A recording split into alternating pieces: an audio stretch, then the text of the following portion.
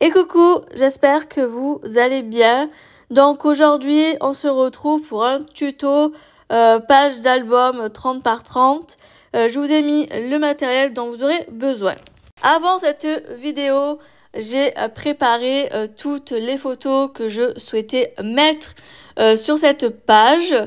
J'ai utilisé ma Canon Selfie pour sortir toutes les photos. Ensuite, j'ai pris mon lot de dies.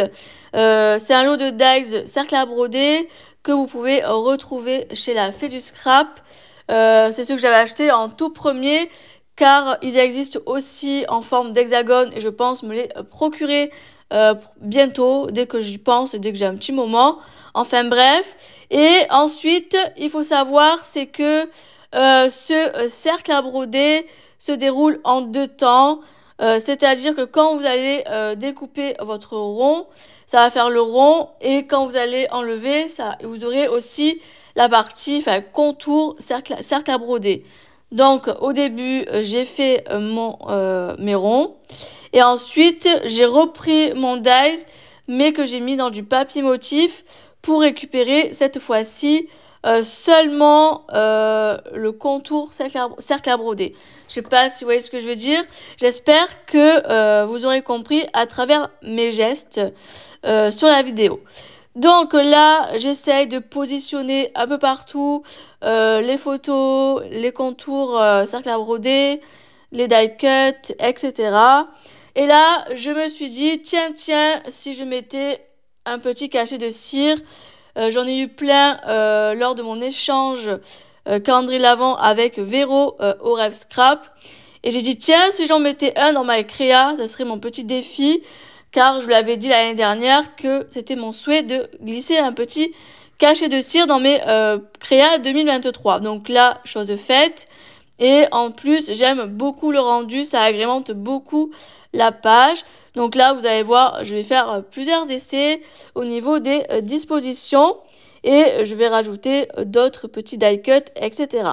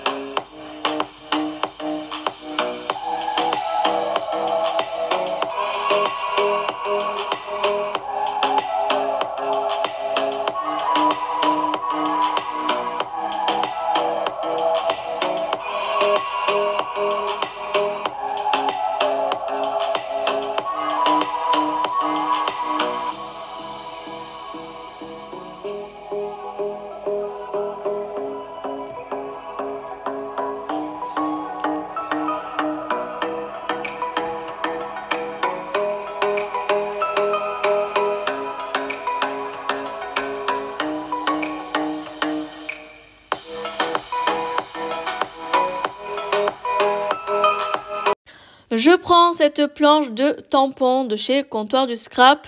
C'est une planche avec des grands mots. J'aime beaucoup pour les créas, je trouve que c'est très joli et ça agrémente très rapidement, je trouve, une page. Ça prend son espace et je trouve ça trop joli. Je viens la tamponner sur de la Versamark pour pouvoir venir embosser avec de la poudre dorée mon mot. Et là, vous allez voir, je récupère après la poudre. Franchement, j'aime beaucoup mettre de la poudre embossée. Je trouve ça très joli. Et après, je passe le heat gun. Ensuite, je vais remettre un mot, mais par contre, il sera en haut. Donc, il y aura un mot en haut et un mot en bas. Et vous allez aussi constater sur cette page que après le premier passage de ce mot-là avec le heat gun, le papier il se gondole un petit peu. C'est parce que le papier n'est pas assez épais et il y a eu aussi un coup de chaud. Mais pas de panique, le lendemain, le papier n'a plus gondolé, ça a redescendu, donc tout va bien, c'est nickel.